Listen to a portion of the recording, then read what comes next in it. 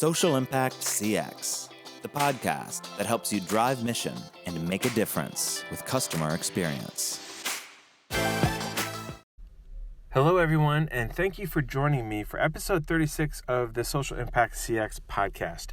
I'm John Corrigan, and I'll be your guide to how you can drive mission and achieve social impact with customer experience work. I hope you know that I always appreciate when people take time out of their busy schedule to listen to Social Impact CX, so thank you for listening. If you caught episode 35 of Social Impact CX, then you'll know that I've been talking with a recognized expert in journey maps and customer experience work, and that expert would be Kerry Bodine. Episode 35 was part one of our three-part conversation about journey maps, and this episode, 36, is the second installment of our three-part conversation. This time around, we're talking about some of the core work involved in creating journey maps, and we'll be talking about collaborating with colleagues and conducting research, and I do mean real research where you go and get inputs from real people, and then workshops and all those sticky notes. And I can tell you, as a former client of Kerry's, she really knows how to use a sticky note in journey mapping work, lots and lots of sticky notes, which is great when you understand what the sticky notes are for. Before we get to the workshops and the sticky notes and the discussion and everything, my moment of gratitude in this episode of Social Impact CX is I'd like to say how thankful I am for the 1 Million Cups organization. If you're not familiar with 1 Million Cups, there are chapters all across the U.S. and I believe outside the U.S. as well. 1 Million Cups was started by the Ewing Marion Kaufman Foundation, and it's a free program where entrepreneurs share their new ideas and businesses with other members of their community over a cup of coffee, or collectively 1 million cups of coffee across a big network of local meetings in a bunch of different cities, all taking place around the same time. And the entrepreneurs come and present new ideas, and new businesses can then get feedback and input and questions and engagement from their local community. I attended my local 1 Million Cup session this morning and heard from and then met others that are working in my field of customer experience, user experience, design thinking, and new startups, entrepreneurial efforts related to that field. It's great to see so many ideas coming forward and also to meet the passionate people behind those ideas. And hey, I now have some follow-up and networking to do with some of the people I met this morning. If you have a 1 Million Cups organization in your community and you've never attended, I'd really encourage you to check it out. Go for a cup of coffee and networking and to hear about the new ideas coming forward from the entrepreneurs in your community. So let's get back to the discussion with Kerry about work involved in creating journey maps. Kerry Bodine, of course, is an author and speaker and consultant and a recognized expert in creating journey maps to better understand customers or whomever is most important to you in your organization. You can keep up with the latest and greatest from Kerry at her website, kerrybodine.com. You can also follow her on Twitter, where her handle is at Kerry Bodine. So I hope you enjoy part 2 of my conversation with Kerry Bodine on all things journey maps. And I hope you'll stay tuned for part 3 of this fascinating conversation. It'll be online soon. When we start out journey mapping initiatives, we start out with what we call hypothesis mapping. The hypothesis mapping is essentially that internal view, all those assumptions, certainly the working knowledge that people from across the organization have about what's going on with the customers. But they're called hypothesis maps for a reason, because it's the hypothesis. Right. And I have found with 100% of our clients that some of those hypotheses are correct and some of them are incorrect. Some of them are incomplete and some of them are just downright wrong.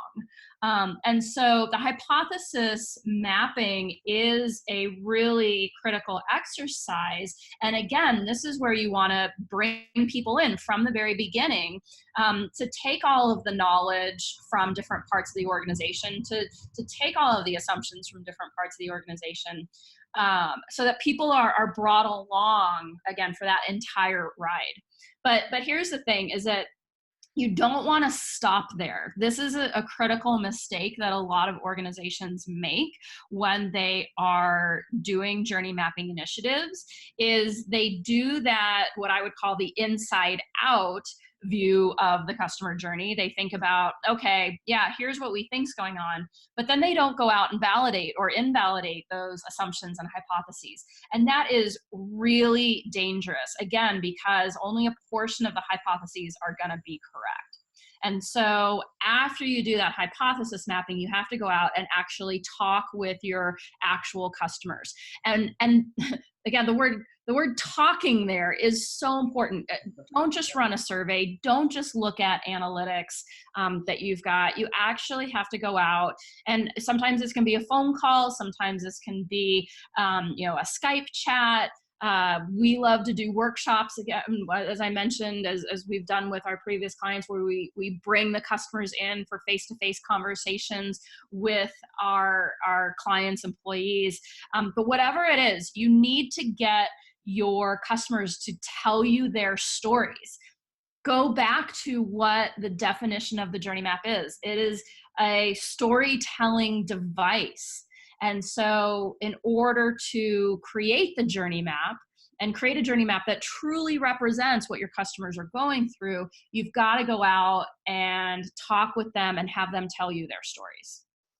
I would agree that it's such an important perspective. So if someone's listening, for the uninitiated who's never been involved in a customer journey map project, that we are talking about a significant piece of work here, and there's methodology to it, and so it might be really helpful to hear, especially from you, Kerry. How would you describe what are the basics, the inputs or research? Sometimes personas are involved. We've kind of talked about how important it is to have collaboration and cross-team involvement. How would you give a preview to somebody about what the to-do list is to get the work underway for a journey mapping project for the first time?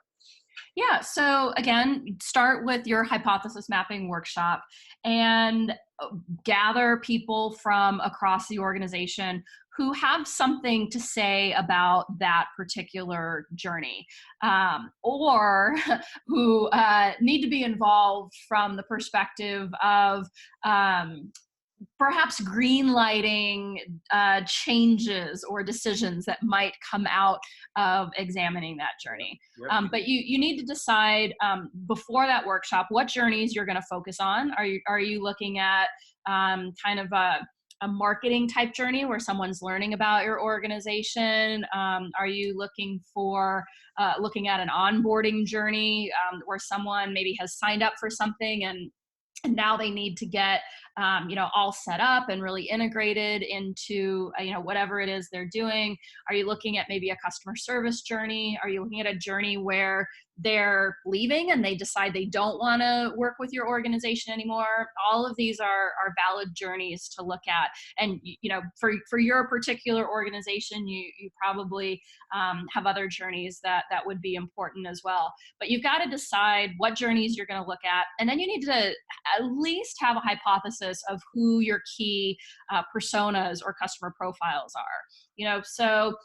Is it a working mom, who wants to finally do something for herself and, while also doing good for someone else, and wants to, sign up for a marathon and hopefully figure out how to fundraise and train in her non-existent spare time? Or is this, a retired couple?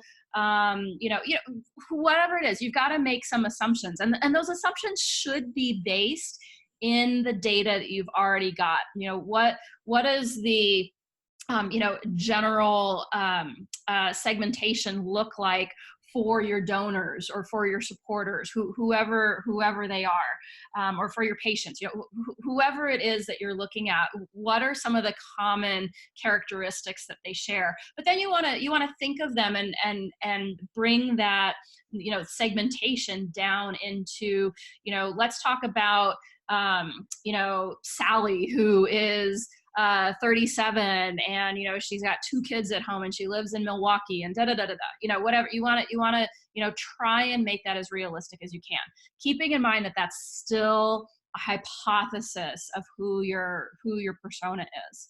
And then in the workshop itself, you essentially want to get out of everyone's heads the basic building blocks of the journey map. And so you, at least the way we typically do this, we bring in a big sheet of butcher paper, typically 3 feet by 6, 7, 8 feet long.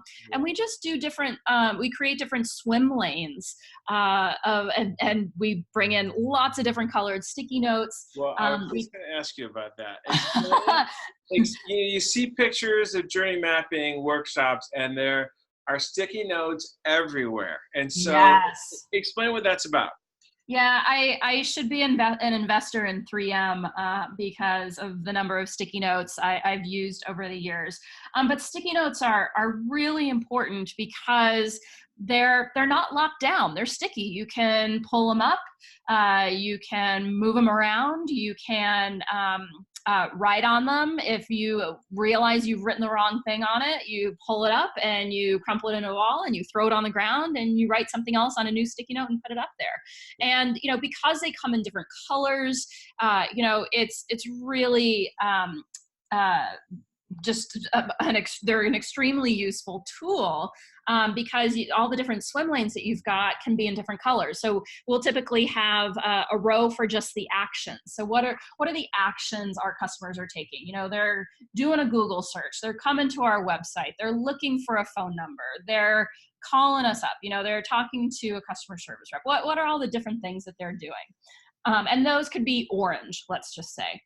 And then your second row is going to be perhaps all the different touch points they're using. They're using Google. They're using their cell phone. They're using our website. They're talking to a customer. You can think about this different ways. So that might be yellow. The next might be blue, and that's their needs and their expectations. So not solutions, but what are their internal needs that they've got that they're trying to satisfy by working with you? What are their expectations for working with you?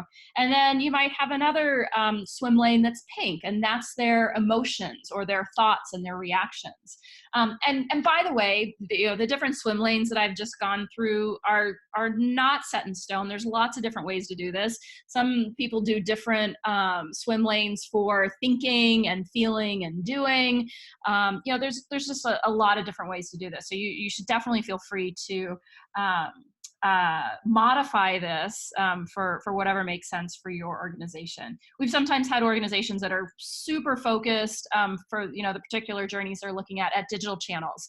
So we might separate out digital touch points from non-digital touch points. So there's a lot of flexibility, but oh man, sticky notes, they're just fabulous for this. I think one of the powerful things about sticky notes that I discovered through my workshopping experiences, and I was previously uninitiated, was, something can pop up as a insight or an idea or a point of feedback or a direct comment or whatever in one area, and this ability with butcher paper and different swim lanes or different phases of a journey or different scenarios, it allows you to say, wow, maybe this is important over here too.